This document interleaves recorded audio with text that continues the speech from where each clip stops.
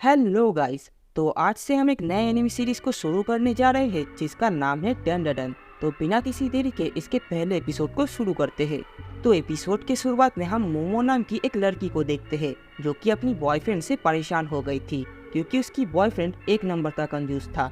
वो डेट पर जाने के लिए भी मोमो से पैसे मांगता था और जब मोमो पैसे देने से मना कर देती है तब वो मोमो को लव होटल जाने का ऑफर करता है।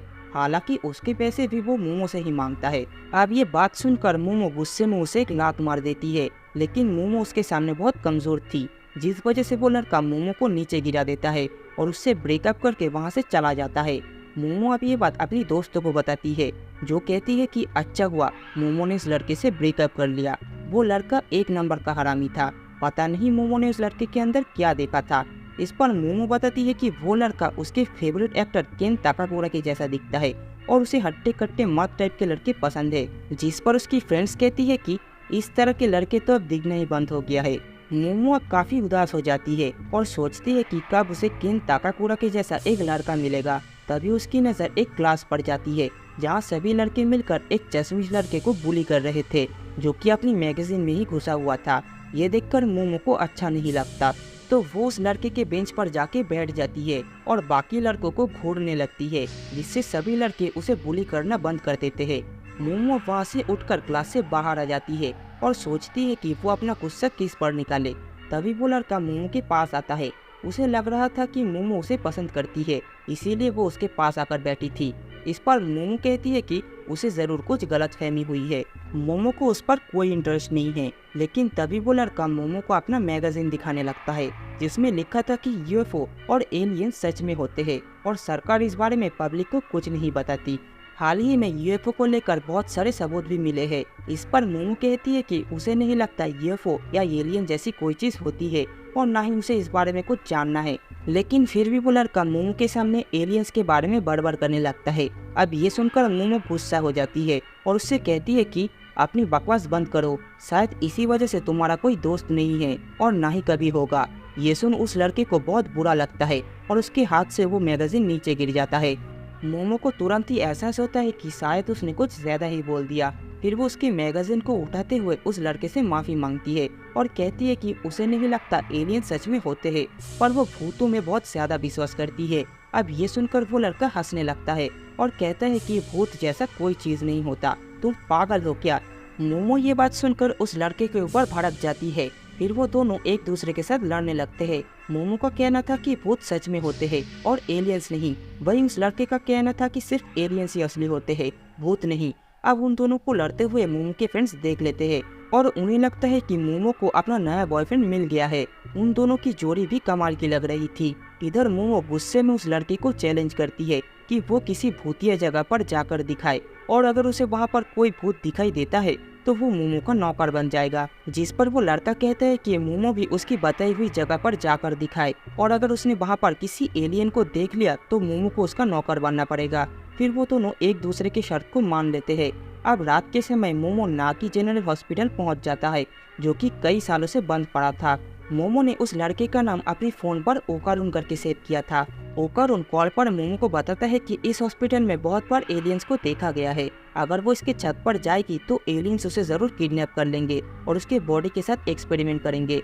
मोमो ओकारुन से पूछती है कि क्या उसको आज तक एलियंस ने किडनैप किया है। इस पर ओकारुन बताता है कि ऐसा हो सकता है, शायद एक्सपेरिमेंट करने के बाद एलियंस ने उसका याददाश्त मिटा दिया।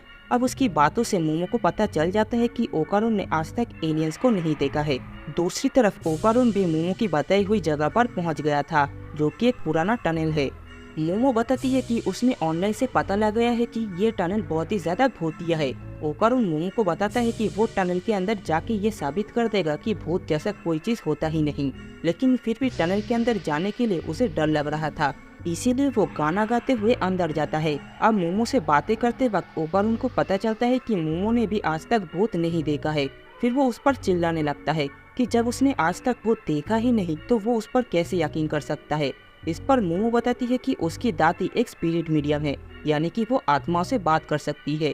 मोमो को उसकी दादी ने ही पाला है क्योंकि बचपन में ही उसकी पेरेंट्स मर गए थे। जब मोमो छोटी थी तब वो अपनी सर पर हाथ रखकर एक रिचुअल पोज बनाकर बाहर निकलती थी। उसकी दादी का कहना था कि इससे बुरी शक्तियाँ उससे दूर रहेगी।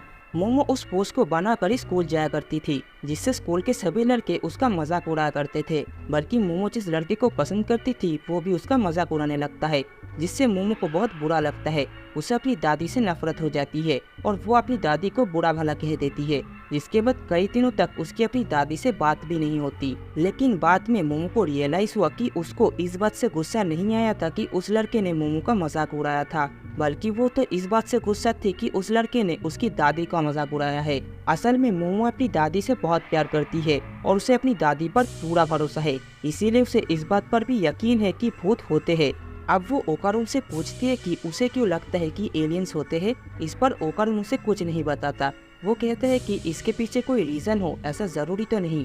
तभी ओकारून को टनल के अंदर कुछ पैरों के निशान दिखाई देता है और जैसे ही वो पीछे मुड़ता है उसे वहाँ पर एक डरावनी भूत दिखाई देता है। अब ओकारून तुरंत वहाँ से भागने लगता है। मोमो उसकी चीखें सुनकर बोलती है कि वो भूत जरूर टर्बो ग्रैनी होगी और ऐसा कहा जाता है कि अगर टर्बो ग्रैनी किसी को पकड़ लेता है तो वो उस पर कर्ज लगा देता है। अब ये सुनकर ओकारून वहाँ से और तेजी के साथ भागने लगता है, लेकिन आखिर में टर्बो ग्रैनी उस तक पहुँच जाती है और तभी उसका कॉर्न कट हो जाता है। मोमो अब उसकी मदद करने के लिए बाहर निकलने की कोशिश करती है, लेकिन तभी उसे वहाँ पर 3 एलियंस दिखाई देता है।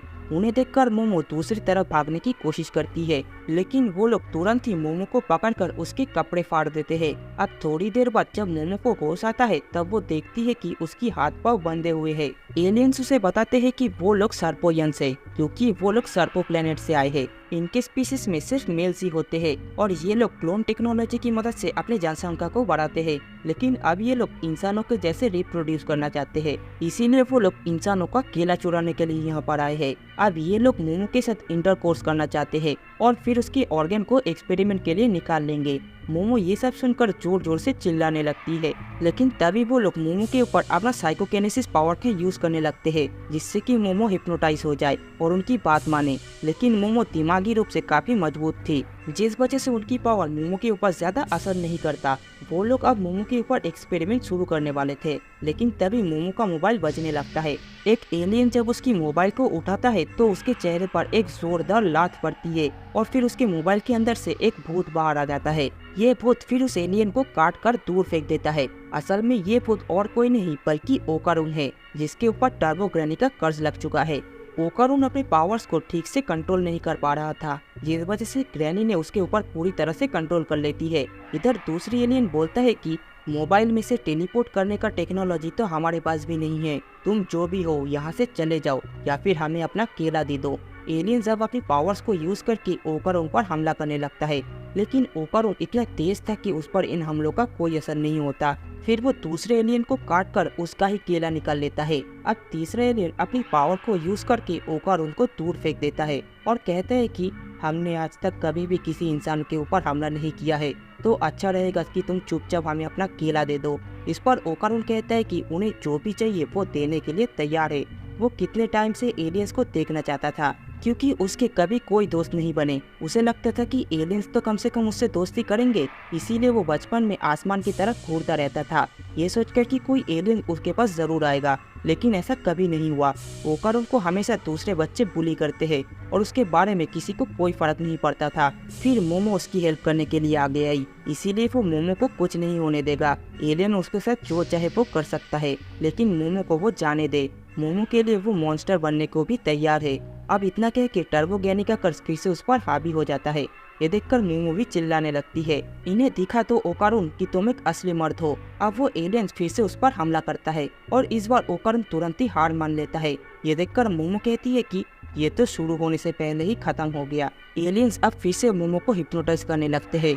तभी मोमो को अपनी दादी का एक फ्लैशबैक याद आता है, जिसमें वो मोमो को अपनी शक्ति को बाहर निकालना सिखा रही थी, ताकि वो हमेशा खुद को बुरी ताकतों से बचा सके। मोमो अब सोचती है कि उसे ये सब बातें अभी क्यों याद आ रही है। फिर वो ध्यान लगा कर वही करती है जो कि उसके दादी ने उसे सिखाया था, और अचानक से उसके अंदर का साइकिक पावर जाग जाती है, जिससे वो टेबल को तोड़कर आजाद हो जाती है। ये देखकर ओकारून भी चौंक जाता है। मोमो को खुद यकीन नहीं होता कि उसके अंदर साइकिक पावर थी। उन एलियंस का पावर भी मोमो के सामने कमजोर पड़ रही थी। मोमो अब समझ जाती है कि उसकी दादी सच में एक स्पिरिट मीडियम है। वो अपनी दादी को थैंक्स बोलती है और उस एलियन को एक जोरदार लात मार देती है, जिससे कि वो एलियन यूएफओ को तोड़ते हुए बाहर जाकर गिरता है।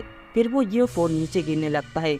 मोमो देखती है कि ओकारून अब पूरी तरह से एक भूत में बदल गया है। वो मोमो को भी काटने के लिए आता है, लेकिन मोमो अपनी पावर की मदद से टर्बो ग्रैनी को ओकारून से अलग कर देती है। पर ओकारून का कर्ज अभी भी लगा हुआ था। तभी टर्बो ग्रैनी बोलती है कि उसने इस लड़के का दोनों गोटियां निकाल ली है और जब तक उसके पास गोटियां है तब तक ओकारून पर कर्ज लगा रहेगा। अगर वो ओकारून को कर्ज से मुक्ति दिलाना चाहता है तो इन्हें ग्रैनी से उसी टनल में आकर लड़ना होगा। अब इतना कहकर ग्रैनी वहाँ से चला जाता है। इधर वो यूएफओ हॉस्पिटल से टकरा कर नीचे रोड पर क्रैश हो जाती है, लेकिन मोमो ओकारून को लेकर उसके अंदर से सही सलामत बाहर रह जाती है। आगे मोमो बताती है कि वो दोनों भी एक दूसरे का सर हार चुके हैं, क्योंकि मोमो को एलियंस ने किडनैप कर लिया था और ओकारून को ग्रैनी का कर्ज लग गया। मोमो का फिजिक पावर की वजह से ओकारून अभी नॉर्मल है। अगर वो अपनी पावर हटा दे तो ओकारून का कर्ज फिर से उस पर हावी हो जाएगा। अब ये सुनकर ओकारून उस टनल की तरफ जाने लगता है, क्योंकि ग्रैनी को हरा कर ही वो इस मुसीबत से बाहर निकल सकता है। इसके बाद वो अपना कपड़े उतार कर मोमो को दे देती है, जिससे कि मोमो अपने घर लौट सके। मोमो कहती है कि वो भी उसके साथ चलेगी उसकी मदद करने के लिए। ये सुनकर ओकारून कहते हैं कि वो उसकी मदद क्यों ही करेगी, वो तो बस एक लूजर है। इस पर मोमो उसके कपड़े वापस कर देती है और उसके साथ चलने लगती है। ओकारून कहते हैं कि फिर भी ये कपड़े तो पहन ही लो, वरना वो ठीक से फोकस नहीं कर पाएगा। अब ये सुनकर मोमो के दिल में धक धक होने लगता है, क्योंकि केन टाकाकुरा ने भी एक बार ये लाइन मारी थी। वो अब सोचती है कि उसे तो ओकारून का असली नाम पता ही नहीं है। फिर वो ओकारून से उसका असली नाम पूछती है, जिस पर ओकारून बताता है कि उसका नाम है केन टाकाकुरा। अब ये सुनकर मोमो के होश उड़ जाते हैं और उसके पीछे का यूएफओ ब्लास्ट हो जाता है। और इसी के साथ ये वाली एपिसोड भी यहीं पर खत्म हो जाती है। तो दोस्तों, आज का ये वाला एपिसोड आप लोगों को कैसा लगा कमेंट बॉक्स में ज़रूर बताना, और वीडियो पसंद आए तो लाइक एंड शेयर ज़रूर कर देना। चैनल पर नए हो तो सब्सक्राइब करके बेल आइकन को दबा देना। मैं मिलता हूँ आप लोगों से अगली बार, तब तक के लिए गुड बाय।